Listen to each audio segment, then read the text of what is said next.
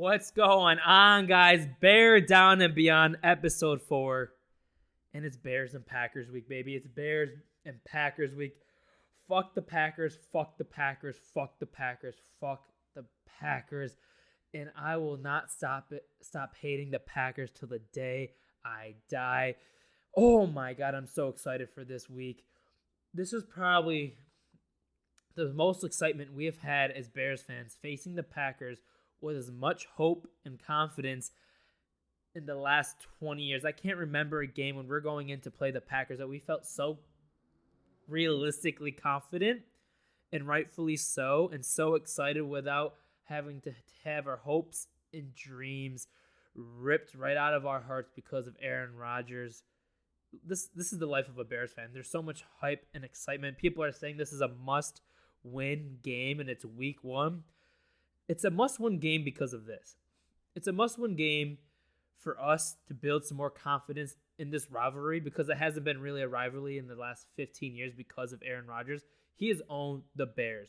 24-5 against the Chicago Bears. Imagine going in twice a year knowing you're going to lose to your arch nemesis and couldn't do anything about it for the last 15 years. So one reason why this is kind of a must-win going around national media, Chicago media, just Bears fans at home in general, some confidence to regain this rivalry and put our foot up the Packers' ass for the first time in 15, 20 plus years. Because it's been a long time since we've been able to give the middle finger, slap them in the face, and put a foot straight up their fucking ass. The other reason is for Justin Fields' confidence. For Justin Fields, for us as a Bears fan to believe in him, for us as the national media to believe in him. There's been a lot of discussion around Justin Fields. Is he him? Is he the great quarterback in the future for the Chicago Bears?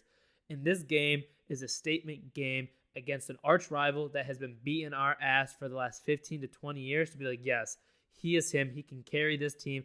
He's got the weapons around him now. It's still a team that is continuing to add these additions on defense and offense, but he's got that DJ Moore. Our defense is a lot better than it was last year. Still not, middle top of the pack, but a lot better than last year. So those are the two reasons why I believe this is a must-win for Chicago. Statistically, is it a must-win? No. I mean, you have 16 other games in the season. However, the NFL season is short. You only get 6 division games. This is a must-win to put ourselves back on the map, Justin Fields, to prove the haters wrong, and for us to have some confidence going into week 2, some confidence going into this rivalry again, because it's been torture, it's been misery, it's been pain, it's been an ass whooping for the last 15 plus years with Aaron Rodgers at quarterback for the Green Bay Packers. So I have an exciting episode. This is Wednesday, September 6th, so I'm probably releasing this Thursday tomorrow, so there might be some changes regarding any bets that we're talking about, injuries, line movements, any of that good stuff. But first, let's talk Bears and Packers preview. Oh my gosh, I'm so excited. I cannot wait for this game. It's a 4 o'clock game. It's nationally televised. Fox game of the week, baby. And this is going to be a good game for the Bears. And I'm so excited. Let's start with injury updates, team updates. So the Packers have some important injuries on the injury report as of today, Wednesday, September 6th. This could change by the time the game comes. These people could be out. They could be in. They could be questionable. We don't know. But what we do know, as of Wednesday, Christian Watson, Romeo Doubs, and David Bakhtiari did not practice so far this week. This is huge. Jordan Love needs that protection at the line. David Bakhtiari is what pretty much makes that O-line legitimate. He is their best offensive lineman when healthy.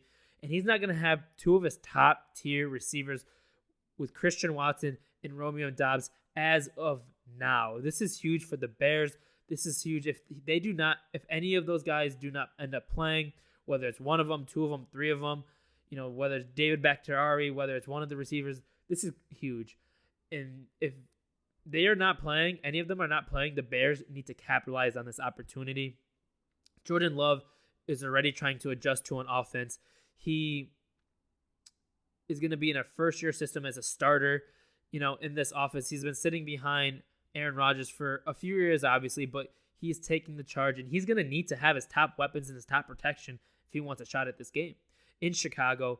So that's huge. The Bears, knocking on wood here, have been healthy relatively so far this week. Brisker and Eddie Jackson had limited practice.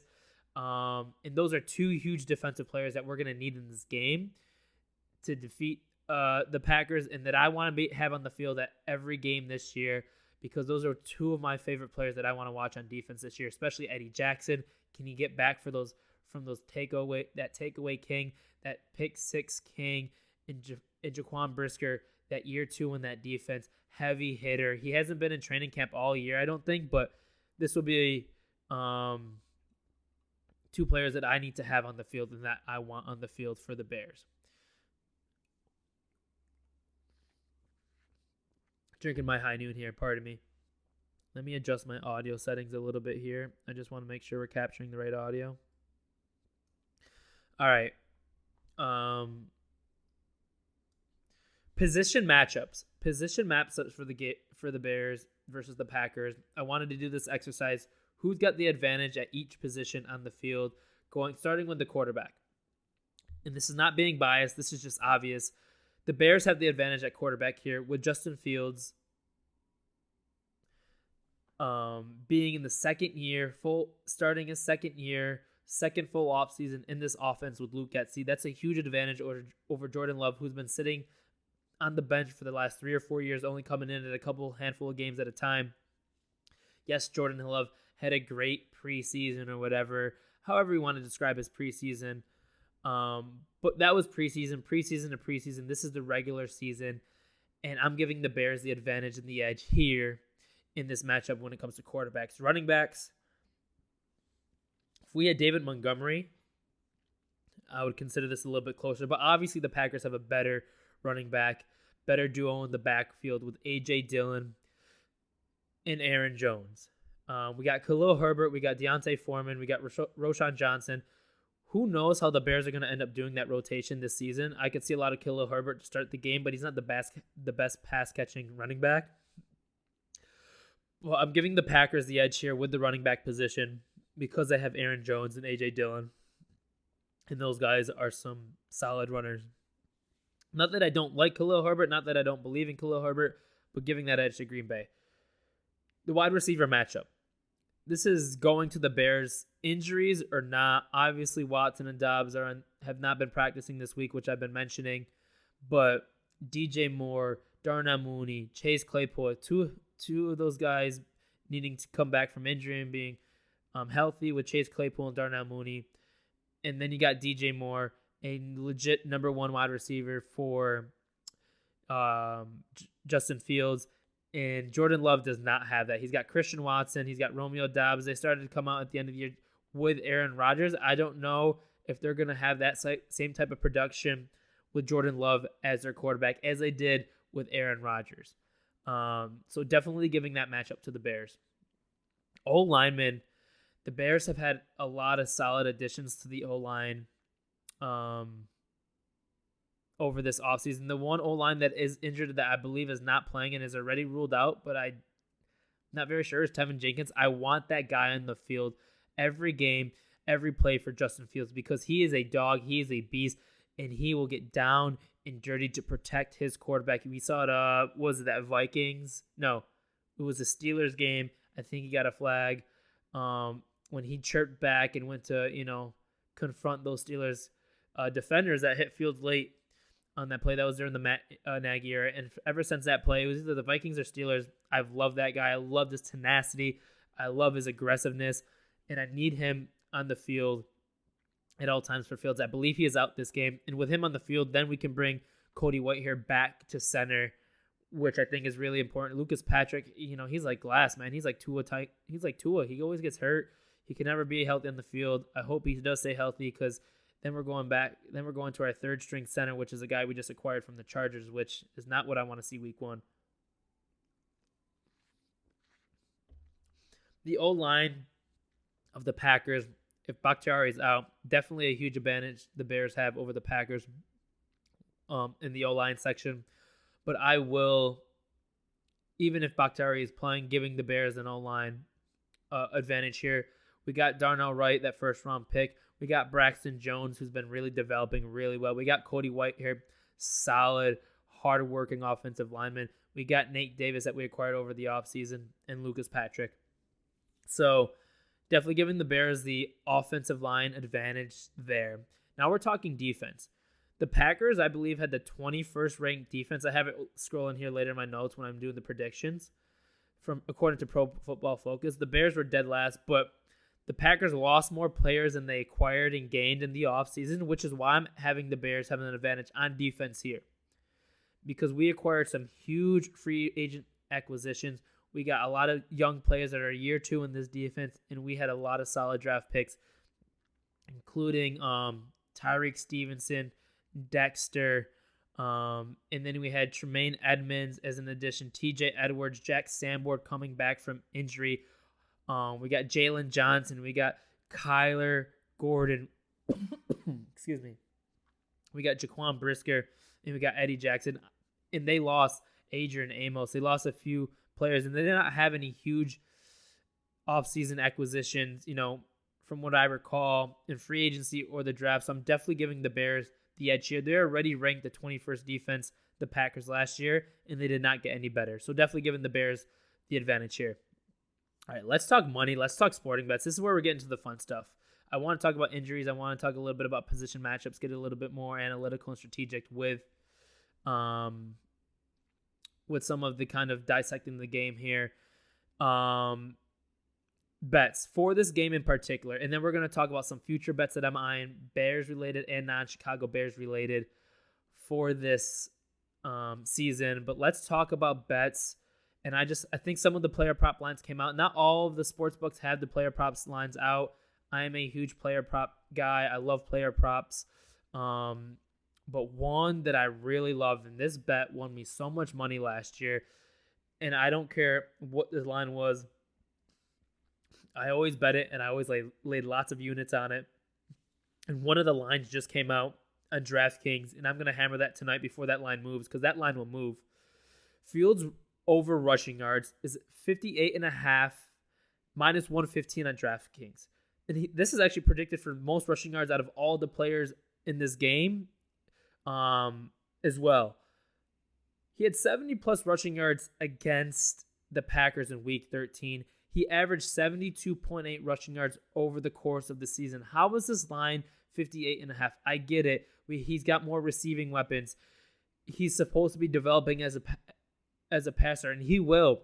But with this offensive line that's still trying to gel, the kind of pieces that we're kind of mixing in and out of this offensive line with some of the injuries that we have, he's going to escape. He's too athletic not to escape, which is the reason why I bet the future bet of 800.5 rushing yards on the season. And it's exactly why I'm going to lay some units on 58.5 rushing yards in this game. He can get this in 3 or 4 runs. I guarantee it. Fields over rushing yards 58.5 at minus 115 at DraftKings is a lock of the week. And he will throw. He will have a great game as a quarterback, but he is too athletic to not use his legs, and he's going to escape, and he's going to get these in 3 or 4 plays. I guarantee it. So definitely Fields over rushing yards. When I saw this, I thought the line was going to be closer to like 71, but it's at 58 right now. I'm laying some units on this, and this will be a trend in bets that you'll see me do all season long until I'm proved wrong. He will escape. The other bet for the game that I'm looking at right now, oh my God, I thought it was really low as well. It's kind of disrespectful. DJ Moore receiving yards, 48.5 receiving yards, minus 115 at DraftKings. I will be making bet stories, betting posts on Instagram, TikTok, YouTube, all throughout the week leading to the kickoff of Week 1. So stay tuned. Follow the pages on Instagram, TikTok, YouTube, Twitter for live updates if the line moves, if I find a book that's got a better line, better odds, or whatever. But DJ Moore, 48.5 receiving yards at minus 115 at DraftKings is a lock.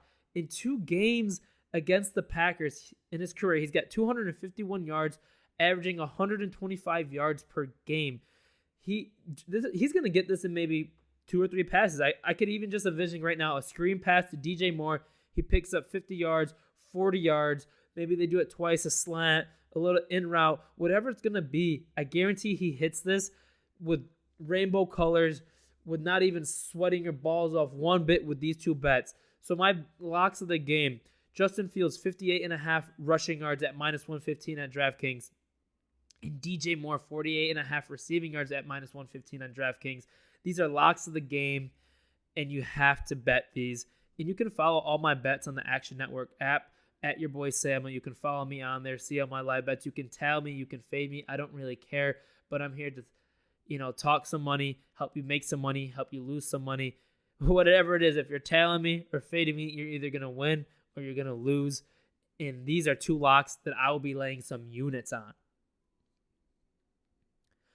All right, now it's time for the game predictions. I'm going to walk through what happened last season a little bit because the Green Bay Packers are essentially the same team minus Aaron Rodgers. They had no huge offseason acquisitions, no major trades that they did. They lost a few key players, Aaron Rodgers, their leading receiver, Allen Lazard, Adrian Amos, who was one of their key defensive leaders and safeties on that team.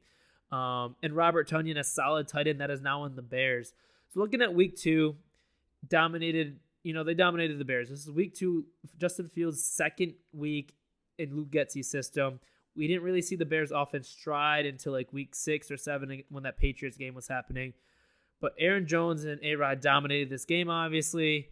Equanimeous St. Brown was the leading receiver at 39 receiving yards. Montgomery had 122 rush yards. So I see the Bears having success running the ball against the Packers. This season as a whole, the Bears were really good at running the ball last year. Week 13, this game was more competitive. The score didn't necessarily indicate that it was a 9-point game, but they were in it. Justin Fields had 2 really bad interceptions, which is what kept them out of this game, but it doesn't matter because we were tanking anyways for that first-round pick. Aaron Rodgers only had 102 passing yards with 1 touchdown. He really didn't need to do much with that defense helping out the offense. A.J. Dillon only ran for 92 rushing yards. Allen Lazard only had 67 receiving yards. Fields threw for 254 yards, but he had 2 interceptions, which is killer. He had 71 rushing yards, and Equanimeous St. Brown was the leading receiver with 79 yards. So the reason why I kind of brought this up is because the Packers are pretty much the same team without Aaron Rodgers. They're the 14th ranked offense in 2022, and that was with Aaron Rodgers. You think they're going to be better than that? A higher scoring offense with Jordan Love at the helm over Aaron Rodgers? Absolutely not. No one will ever think that. And then they had the 21st ranked scoring defense according to Pro Football Focus in 2022. And they had key losses with Adrian Amos. They didn't have any significant additions, no trades.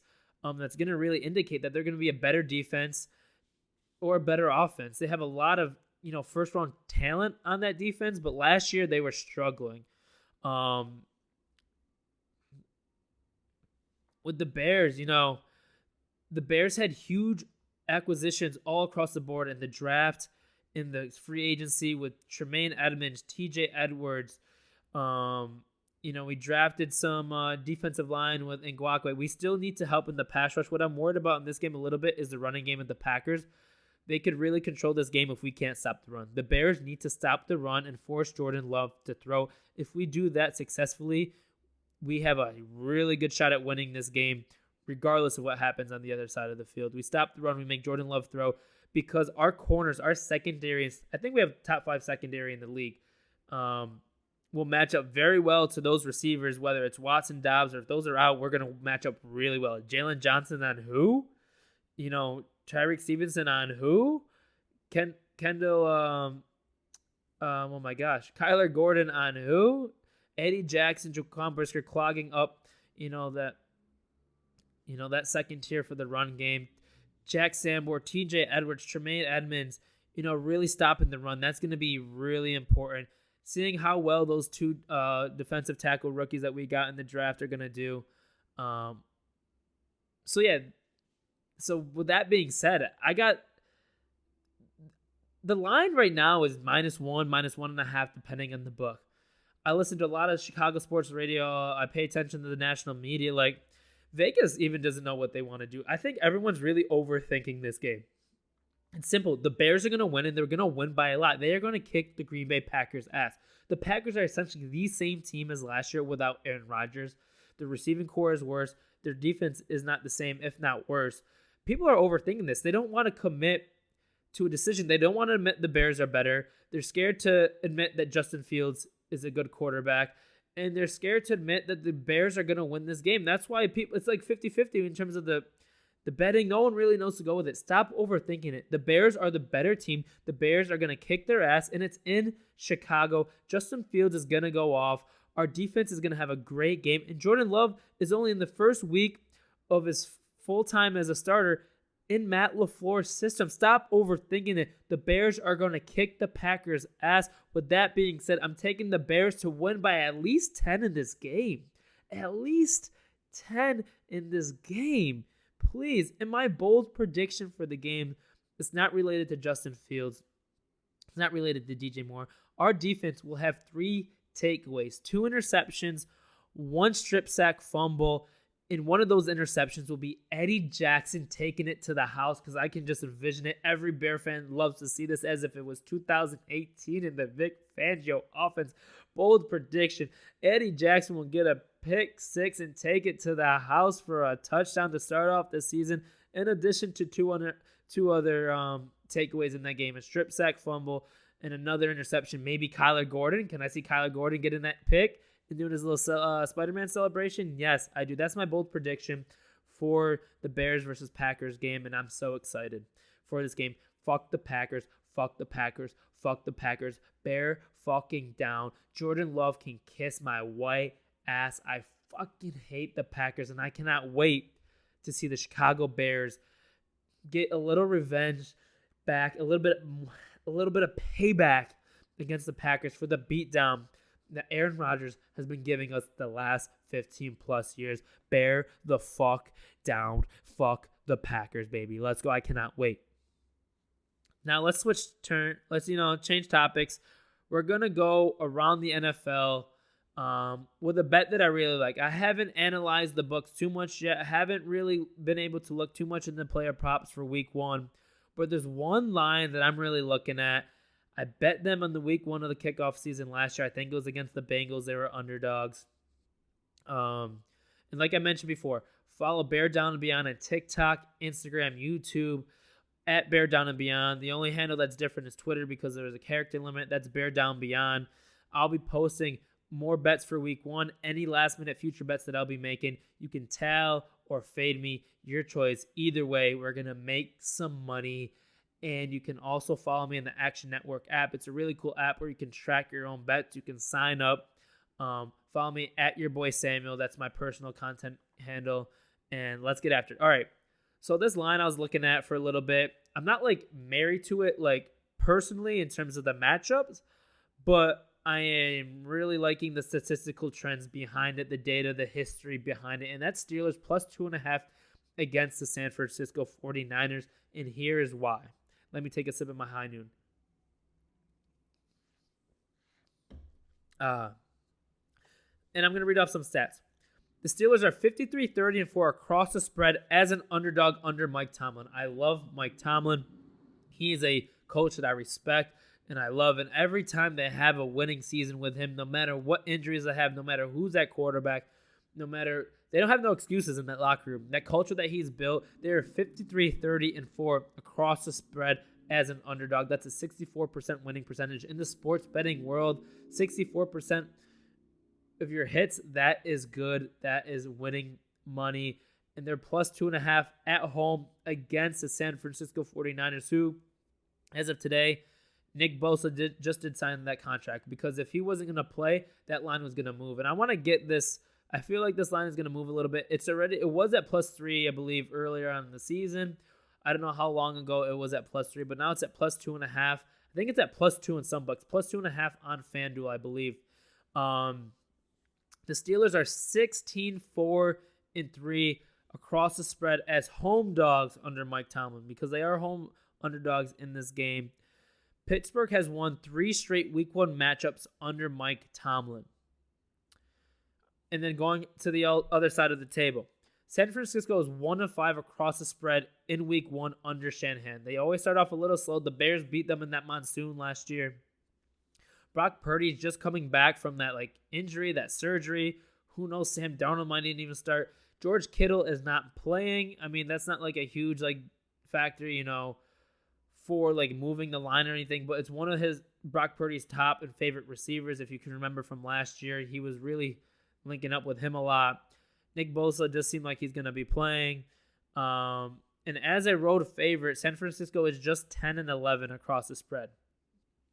So this is the one bet I wanted to talk about on the podcast. Steelers plus 2.5 at home against the San Francisco 49ers. I trust Mike Tomlin. He's 53-30-4 across the spread as an underdog, and he's 16-4-3 across the spread as a home underdog. I'm going to bet maybe one unit, nothing more than that on this. It's one that just caught my eye. I looked more into the data and research, and I love the statistical stats and history behind this. Maybe not necessarily the matchup. Kenny Pickett, not a huge believer, but TJ Watt is healthy, and when TJ Watt plays, the Steelers do great. All right, NFL future bets, more to come. As I mentioned, follow the pages on Instagram, TikTok, YouTube, whatever, Facebook. I might be submitting a couple more future bets, but this future bet I really like, and this is a Chicago Bear one. Not being honest, I do my research when it comes to bets, especially player props. DJ Moore, 125.5 receiving yards, minus 112 at FanDuel. He has hit this 4 out of 5 seasons. He's only been playing 5 seasons in the league. The only season he didn't hit this was his rookie season. And think about it. He's never had a QB. The QBs he's had throughout his career are like irrelevant right now. Sam Darnold, backup quarterback, San Francisco 49ers. Teddy Bridgewater, backup quarterback, Detroit Lions. PJ Walker last year. Who else? I don't even know. Cam Newton is out. I think that was earlier on in his career. I don't even know who else. Oh, Baker Mayfield. Like, who else have been the Panthers quarterbacks? And he was able to produce 3 seasons at 1,000+ receiving yards. He has never had a quarterback, and now he gets Justin Fields in a Luke Getsy office, and they've been sinking this training camp, this offseason. And you can even see it a little bit in that preseason game when they did a couple of those screens. DJ Moore, 825. This should be more than 900, 950 mark, just borderline 1,000. 825.5 receiving yards. That is a lock for a future bet. DJ Moore, lock future bet. 825.5 receiving yards, minus 112 at FanDuel. Lock it in. I'll be laying some units on that one, baby. All right. Another future bet, not Chicago Bears related though, that I really like. I don't know how I came across this. I was just doing research on player props. Dameon Pierce. So check this out. On DraftKings, his rushing yards is 900.5. All right. Maybe not the biggest, sell. But on FanDuel, it's 850.5 at 112. Dameon Pierce last season, 13 games. He had 13 games. 939 yards. About 19 touches per game. They have Bryce Young at quarterback now. What is a young quarterback's best friend? A tight end and a solid running game to open that play action pass. I can see him being a huge feature in that offense, getting 19, 20, 25+ touches a game. Obviously, they're going to be behind in a lot of games, but they'll be still consistent in that run. It happened last year, although last year Lovie Smith was that defensive coordinator or that head coach. He's more defensive focused. He loves to run the ball, even thinking back to the Bears days, with Cedric Benson, Matt Forte, Thomas Jones. Nonetheless, I'm going to take the 850.5 on FanDuel at minus 112. This is a lock future bet, in my opinion. He only played 13 out of 17 games last year, had 939 rushing yards. If he plays every game this year, averages, I don't know, what is that math? 50, 60 yards a game. I believe he hits this because, yeah. So future lock of the future,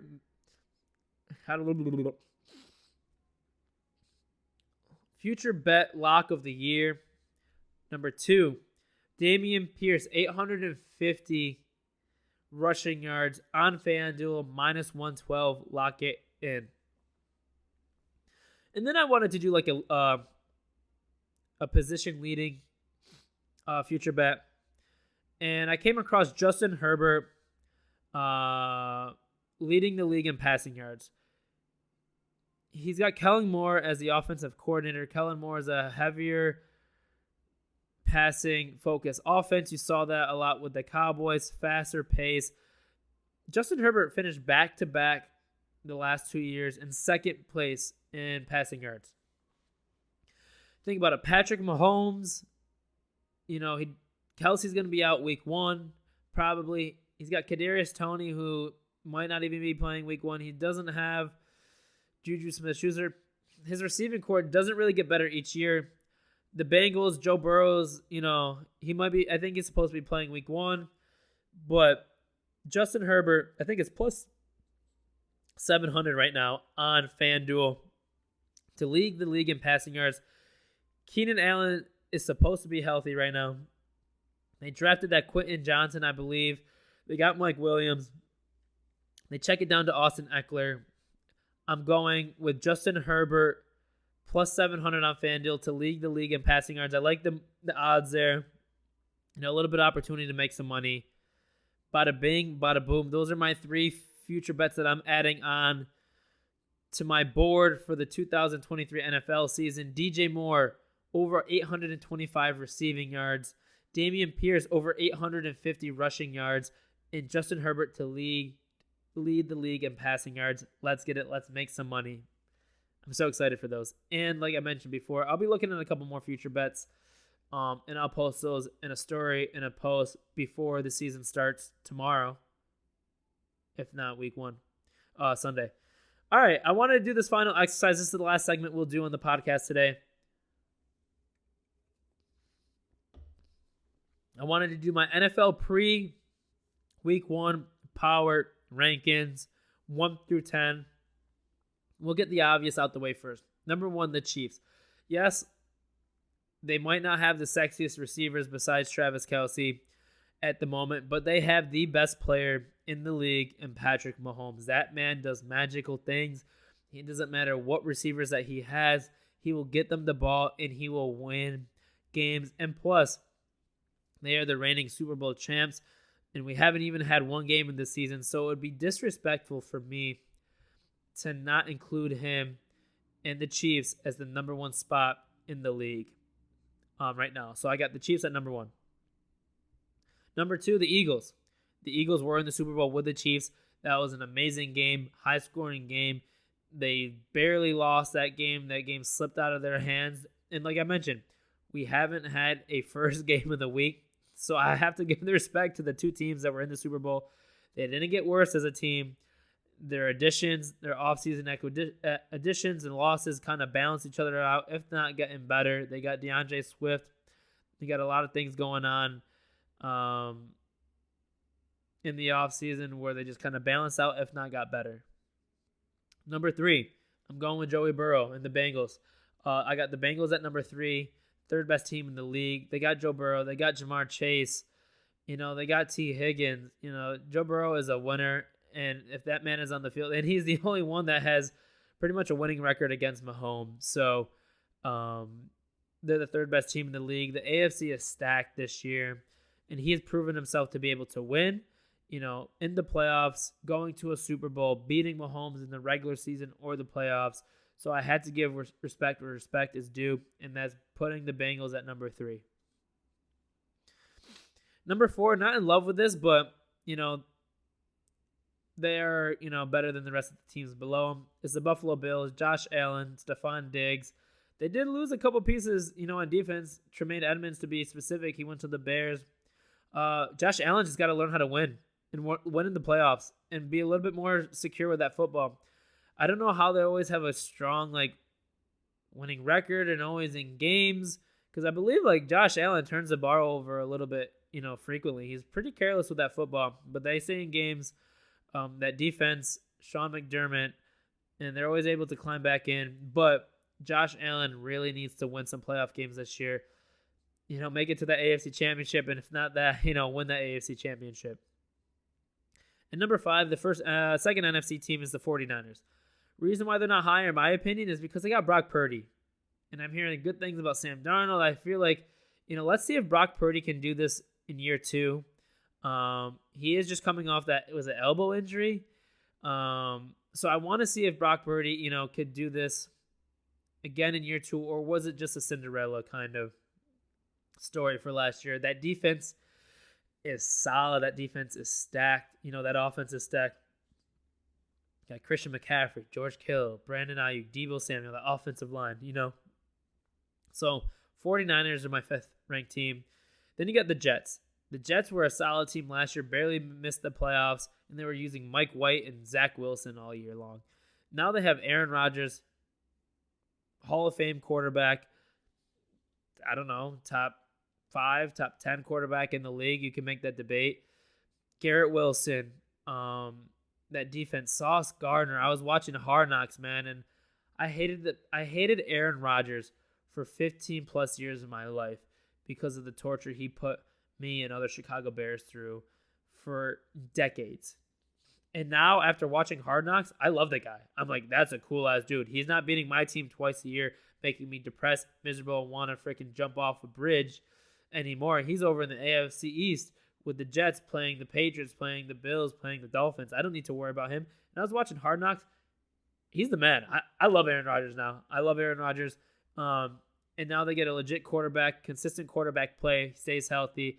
That team is solid and they can make some noise, but that division is tough, man. That division is tough. If the Dolphins can stay healthy, which is my number 7 pick, and the Bills, I don't know who's coming out of that division, to be honest with you. I have no idea who's coming out of that division, but it'll be exciting to watch. And Bills, Jets, week 1. Ooh, I'm excited to watch that. I think Aaron Rodgers has an edge to him. He's got a new swagger to him, and he's got things to prove, and he's going to prove them because I don't know how well that Bills defense is after, losing a huge defender like Tremaine Edmonds. So I'll be excited to watch that game. And number 7, like I mentioned, I got the Dolphins. I would rank them higher than the Jets, but Tua's got to stay healthy. That man of freaking air will touch him and he gets a concussion, sad to say. They got Tyreek Hill. They got Jalen Waddle. One thing that I love that I really was quietly, acquisition in the offseason, I think it's this first year, Vic Fangio, defensive coordinator. Us Bears fans know how well Vic Fangio is as a defensive coordinator.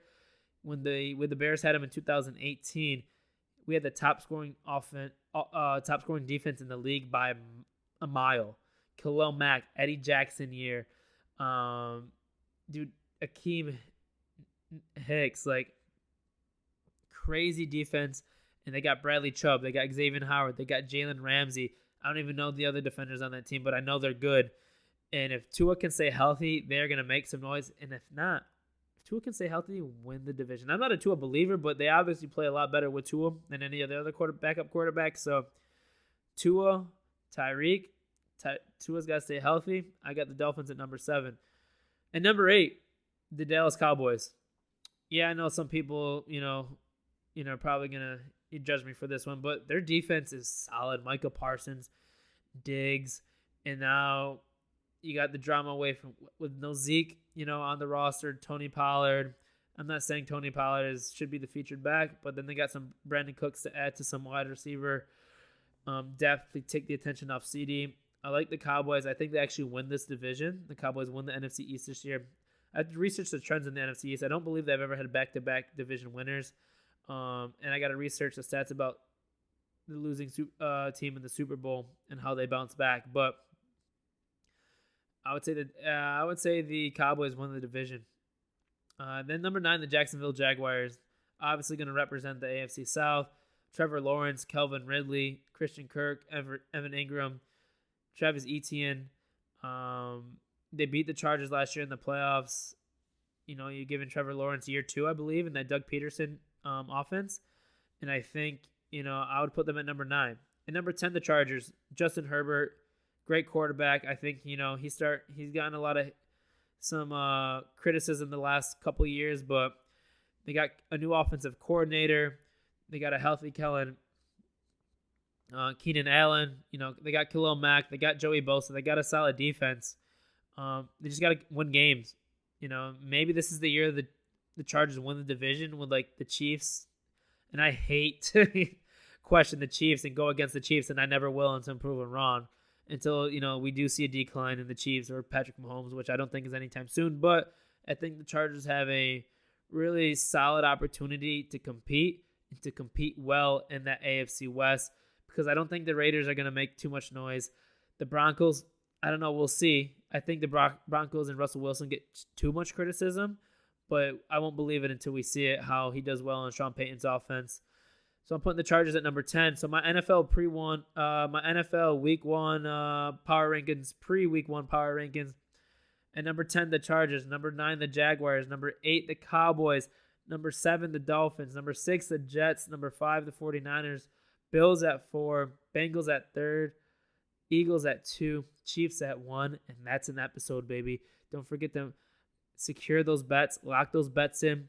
Follow us on Instagram, TikTok, YouTube, Facebook. Bear Down and Beyond. Twitter's Bear Down Beyond.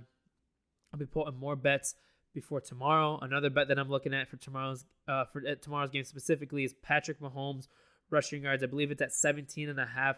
He likes to scramble. He's got to create plays, and he's got to get those first down. He's not going to probably have Travis Kelce. I don't think he's going to have Kadarius Toney. That Lions secondary is going to glue on to whatever receivers are on that field, and that Lions pass rush is going to get to him. He needs to extend plays, make more time for his receivers to get separation, and I think 17.5 rushing yards is a solid bet for tomorrow's Thursday night football game. I'll look at a couple others. He averaged 21 rushing yards per game last year. I'm really liking this bet. That'll be the final takeaway and the final note for this episode. This is Bear Down and Beyond, episode 4. I appreciate all the love and support down, and there's one thing left I have to say. Bear down and fuck the Packers.